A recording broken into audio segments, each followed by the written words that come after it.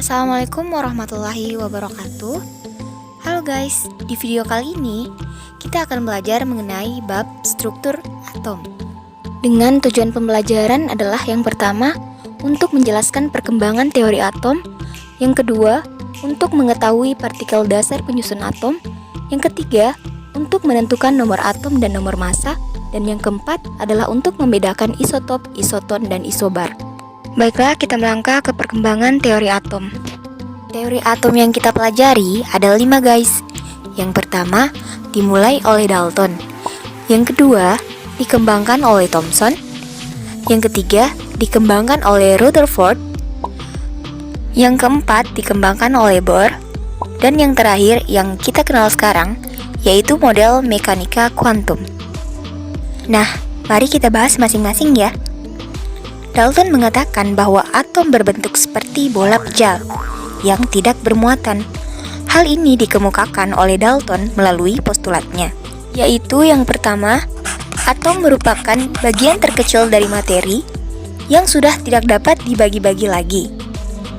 Kedua, atom tidak dapat diciptakan atau dimusnahkan. Ketiga, unsur yang sama tersusun dari atom-atom yang identik. Unsur yang berbeda tersusun dari atom-atom yang berbeda pula. Dan yang terakhir, atom-atom bergabung membentuk senyawa dengan perbandingan bilangan bulat dan sederhana. Dari postulat yang dikemukakan oleh Dalton, selain menjelaskan teori atomnya, terdapat kelebihan pada postulat tersebut, di mana dari poin nomor 3 dan 4 menerangkan hukum kekekalan massa atau hukum Lavoisier dan hukum perbandingan tetap dari Proust. Namun, ada juga beberapa kelemahan pada teori atom Dalton, di mana tidak dapat menerangkan sifat listrik atom, dan pada kenyataannya, atom-atom masih dapat dibagi lagi menjadi partikel subatom. Selanjutnya, teori atom Dalton ini dikembangkan oleh teori atom Thomson. Thomson mengemukakan bahwa atom berbentuk bola pejal yang bermuatan positif, dan di permukaan atom terdapat partikel-partikel elektron yang menyelimutinya, sehingga atom bermuatan netral. Jika digambarkan model atomnya seperti roti kismis, Thomson mengemukakan teori atomnya berdasarkan percobaan tabung sinar katoda dan menemukan partikel subatom, yaitu elektron. Pada percobaan tersebut, berkas sinar ditembakkan dari katoda ke anoda dan melalui lubang atau celah hingga menuju layar dan menghasilkan pendaran cahaya. Thomson berasumsi bahwa yang membuat pendaran pada layar merupakan suatu partikel, hingga pada pengujiannya, Thomson menempatkan sebuah baling-baling atau roda di antara katoda dan anoda. Dan ketika dihubungkan dengan sumber arus, baling-baling atau roda tersebut bergerak. Hal ini menandakan bahwa memang berkas sinar katoda merupakan suatu partikel materi. Ketika tabung katoda dipasang plat magnet, ternyata berkas sinar dibelokkan oleh plat menuju atau mendekati kutub positif pada plat. Hal ini mengindikasikan bahwa partikel berkas sinar katoda memiliki muatan dan berikutnya dikenal sebagai elektron. Jadi, kelebihan dari teori atom yang dikemukakan oleh Thomson yaitu dapat menerangkan adanya partikel subatom dan juga dapat menerangkan sifat listrik atom. Namun, kelemahannya yaitu tidak dapat menjelaskan susunan muatan positif dan negatif dalam atom, yang kemudian dikembangkan lagi pada teori atom Rutherford. Rutherford mengemukakan bahwa atom memiliki inti atom bermuatan positif dan elektron bergerak mengelilingi inti. Teorinya didasarkan pada percobaan hamburan sinar alfa pada lempeng emas tipis. Berkas sinar alfa ditembakkan melalui celah pada plat timbal menuju ke lempeng emas dan dihamburkan ke layar dan menghasilkan pendaran cahaya. Pada percobaan tersebut, terdapat beberapa fakta yang didapat. Dari berkas sinar alfa yang dilewatkan ke lempeng emas, Ternyata mayoritas sinar diteruskan ke belakang lempeng yang terlihat dari pendaran yang dihasilkan. Jika kita gambarkan, kondisinya kira-kira seperti ini guys. Jadi kebanyakan sinar alfa diteruskan ke layar, yang artinya hampir semua bagian atom merupakan ruang hampa atau ruang kosong. Berikutnya terdapat berkas sinar alfa yang dibelokkan. Rutherford menyimpulkan bahwa ada partikel lain pada atom yang membelokkan berkas sinar alfa. Karena berkas sinar alfa bermuatan positif, maka partikel pada atom tersebut pasti juga bermuatan positif guys, yang mengakibatkan adanya tolakan yang membelokkan berkas sinar alfa. Lalu ternyata terdapat sejumlah kecil berkas sinar alfa yang dipantulkan, di mana hal itu disebabkan seolah-olah ada partikel lain yang bertumbukan dengan berkas sinar alfa, dan tumbukan itu terkonsentrasi pada satu bagian.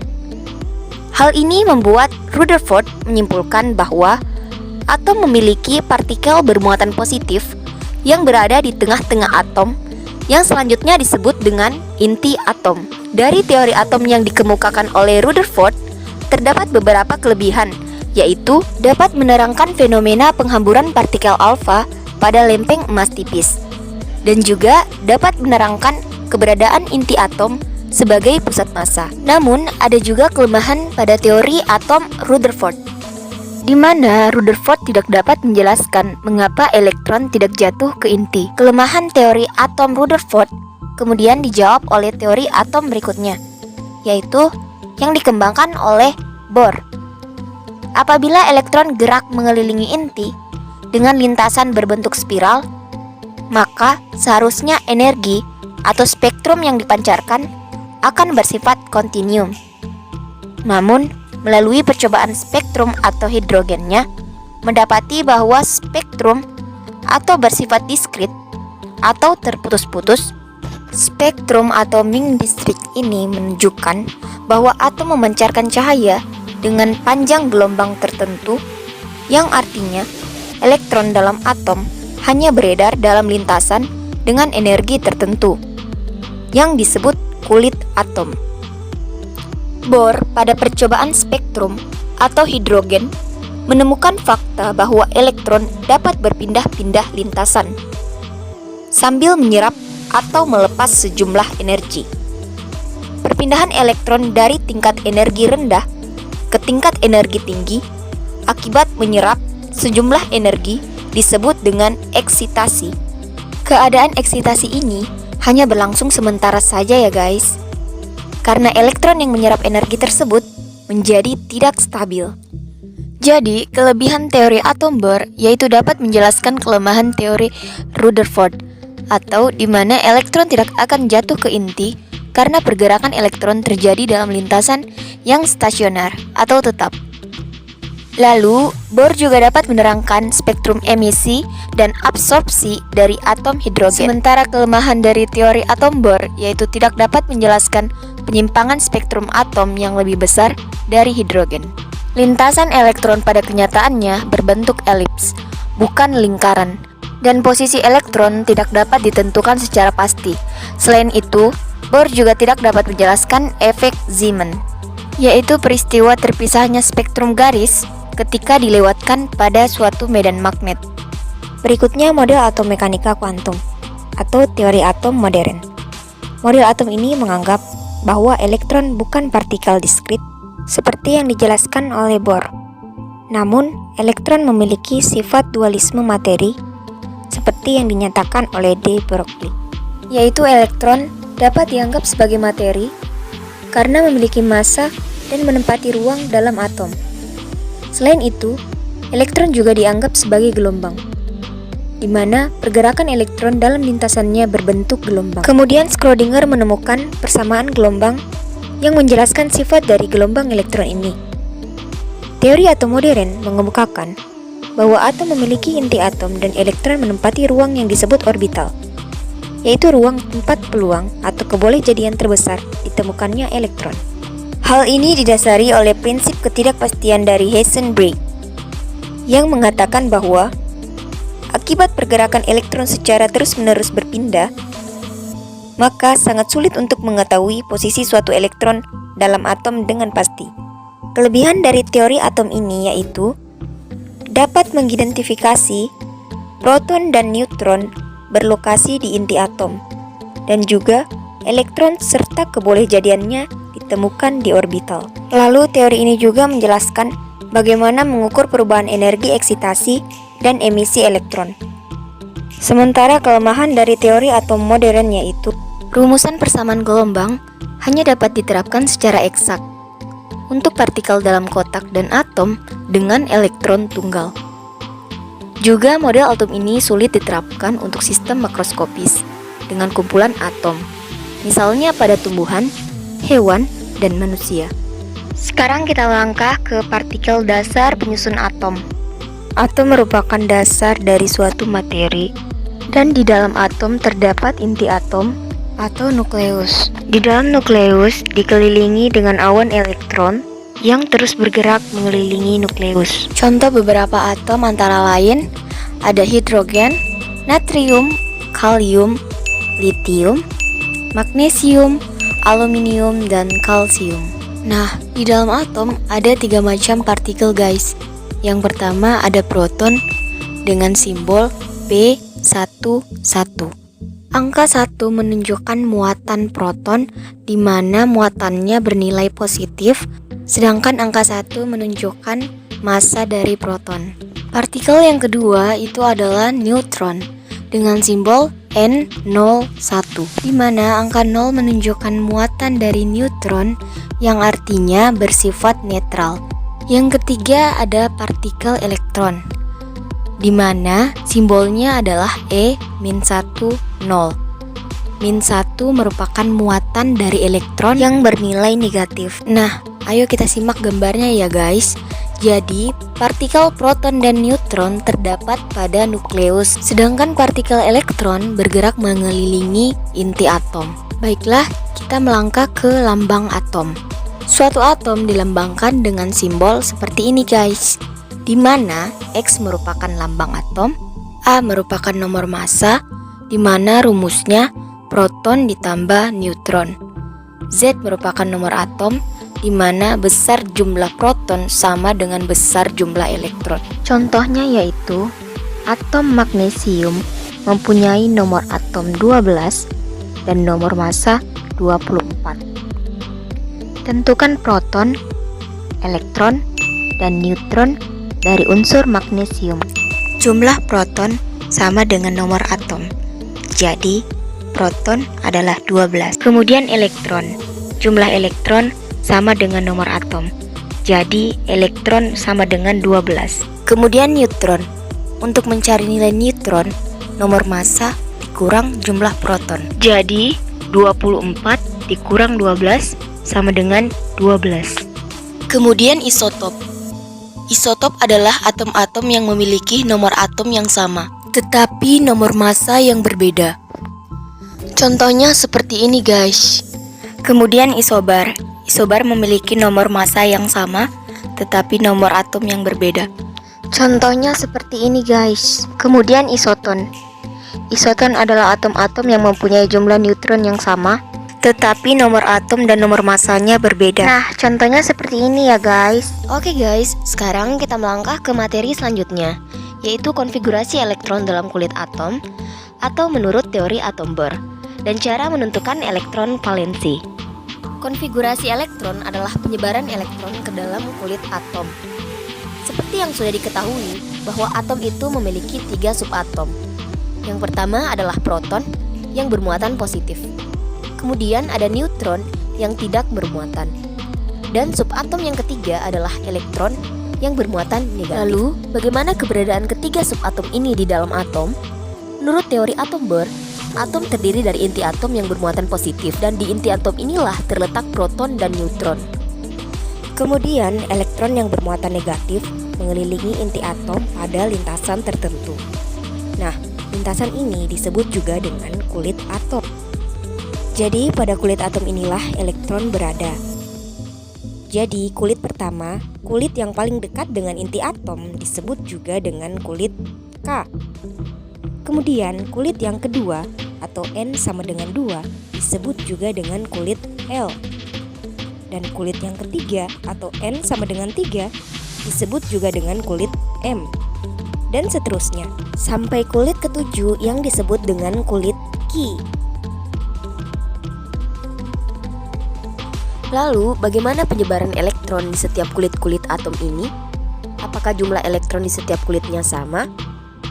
Tidak ya guys. Jadi, di dalam penyebaran elektron atau konfigurasi elektron itu ada aturannya. Yang pertama, penyebaran elektron dimulai dari kulit yang memiliki tingkat energi yang paling rendah atau kulit yang paling dekat dengan inti atom, yaitu kulit K. Yang kedua, masing-masing kulit memiliki jumlah batas maksimum elektron. Nah, untuk jumlah elektron maksimum dalam kulit atom dirumuskan dengan 2N pangkat 2, di mana N adalah nomor kulit. Nah, tadi sebelumnya sudah dijelaskan ya, bahwa kulit atom itu ada yang disebut dengan kulit K, kulit L, kulit M, kulit N, dan seterusnya sampai kulit Ki. Kulit K merupakan kulit yang pertama, berarti N-nya sama dengan 1.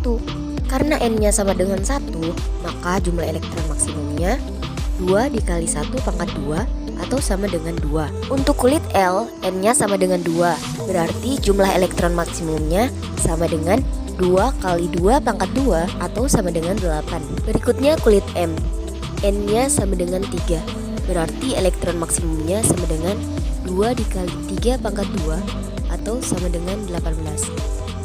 Lalu kulit N atau kulit yang keempat, jumlah elektron maksimumnya 2 dikali 4 pangkat 2 atau sama dengan 32. Oke, sekarang kita lanjut di aturan ketiga, yaitu cara pengisian elektron dalam kulit atom. Kulit atom terdiri dari kulit K, L, M, N, dan seterusnya. Nah, konfigurasi atau penyebaran elektron dimulai dari kulit K.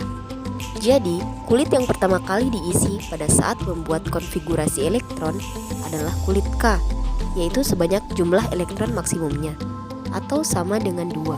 Tetapi jika jumlah elektron yang ada dalam atom hanya ada 1, maka kulit K juga bisa diisi jumlah elektron sama dengan 1 Atau kurang dari 2. Jadi, kulit K hanya boleh diisi dengan 2 elektron atau 1 elektron jika memang hanya terdapat 1 elektron. Kemudian untuk kulit L, boleh diisi apabila kulit K sudah penuh. Berapa jumlah elektron yang boleh diisi pada kulit L? Yaitu sebanyak jumlah elektron maksimumnya, yaitu 8. Jika sisa elektron tidak sampai 8 atau kurang dari 8, maka boleh diisi sebanyak sisanya, bisa 7, 6, 5, 4, 3, 2, dan 1. Jadi menyesuaikan dengan sisa elektron yang terdapat dalam atom. Berikutnya kulit M atau kulit ketiga. Nah, kulit M ini hanya boleh diisi apabila kulit L sudah penuh. Berapa jumlah elektron yang boleh diisi pada kulit M atau kulit ketiga? Yaitu sebanyak jumlah elektron maksimumnya, atau sama dengan 18. Tetapi jika sisa elektronnya kurang dari 18, misal 17, 16, atau 15, maka kulit ketiga atau kulit M ini cukup diisi 8 elektron saja. Jadi kalau tidak bisa penuh sampai 18, maka diisi 8 saja. Jelas ya? Nah, sisanya lagi bisa diisi di kulit keempat atau kulit N. Lalu bagaimana sisanya kurang dari 8? Maka boleh diisi berapa saja, sesuai dengan sisanya. Bisa 7, 6, 5, 4, 3, 2, dan 1. Berikutnya kulit N atau kulit keempat. Nah, ini bisa diisi sesuai jumlah elektron maksimumnya, yaitu sebanyak 32 elektron. Tetapi jika jumlah elektron tidak memenuhi aturan atau tidak sampai 32, maka boleh diisi 18. 19, 20 tidak boleh ya teman-teman. Kemudian jika tidak cukup 18, maka isi 8 saja sesuai dengan sisa elektronnya. Semoga bisa dipahami ya teman-teman. Untuk lebih jelasnya kita akan langsung ke contoh soal. Tentukan konfigurasi elektron dari unsur-unsur berikut. Yang pertama, unsur Na dengan nomor atom 11. Yang kedua, unsur P dengan nomor atom 15. Dan yang ketiga, unsur Ca dengan nomor atom 20. Kita mulai dengan soal pertama, yaitu unsur Na dengan nomor atom 11. Ingat, jika nomor atomnya 11, maka jumlah elektronnya juga pasti 11. Berarti ada 11 elektron yang mau kita sebar di kulit-kulit atom. Pertama, kita isi dulu di kulit K sebanyak 2 elektron. Tadi totalnya ada 11. Sudah diisi 2, berarti sisa elektronnya adalah 9. Kemudian dari sisa elektron tersebut, kita isi lagi dengan kulit L. Berapa yang kita isi? Bolehkah kita isi 9? Tidak boleh ya. Kita hanya boleh mengisi maksimum 8 elektron. Berarti karena elektronnya ada 9 di sini, kita isi 8 di kulit kedua. Maka masih sisa 1 elektron. Nah, 1 elektronnya itu kita isi lagi ke kulit ketiga atau kulit M. Apakah kulit M bisa diisi 1 elektron? Boleh ya. Jika sisanya hanya tinggal 1, maka sesuai aturannya boleh diisi 1 elektron atau kurang dari 8. Oke, jelas ya. Jadi konfigurasi elektron Na dengan nomor atom 11 adalah 2, 8, 1. Lanjut soal yang kedua, unsur P dengan nomor atom 15. Berarti jumlah elektronnya juga 15. Kita isi dulu di kulit K, yaitu sebanyak 2 elektron. Berarti sisa elektronnya adalah 13. Lalu kita isi kulit L sebanyak 8 elektron. Berarti yang sudah diisi 10 tinggal 5 elektron. Nah, 5 elektronnya ini kita isi ke kulit M sebanyak 5 elektron sesuai dengan aturan ya. Jadi konfigurasi elektron P dengan nomor atom 15 adalah 2, 8, 5. Lanjut soal yang ketiga, unsur Ca dengan nomor atom 20. Berarti jumlah elektronnya juga 20. Kita isi dulu di kulit K sebanyak jumlah maksimumnya yaitu 2 elektron. Kemudian sisanya sebanyak 18 elektron. Kita isi ke kulit L. Berapa yang kita isi di kulit L? 8 ya, masih ada sisa 10 elektron. Bolehkah 10-nya kita isi ke kulit M? Tidak boleh ya. Jika sisa elektron tidak mencapai 18 elektron, maka cukup isi 8 saja. Karena sisanya 10 tidak cukup 18, maka kita isi 8 saja. Nah, sisanya yang 2 elektron kita isi ke kulit N. Jadi konfigurasi elektron Ca dengan nomor atom 20 adalah 2, 8, 8, 2. Nah, sekarang kita lanjut ke cara menentukan elektron valensi. Elektron valensi adalah elektron yang berada pada kulit terluar atau kulit yang terakhir yang terisi elektron. Nah, untuk lebih jelasnya, kita langsung ke contoh soal.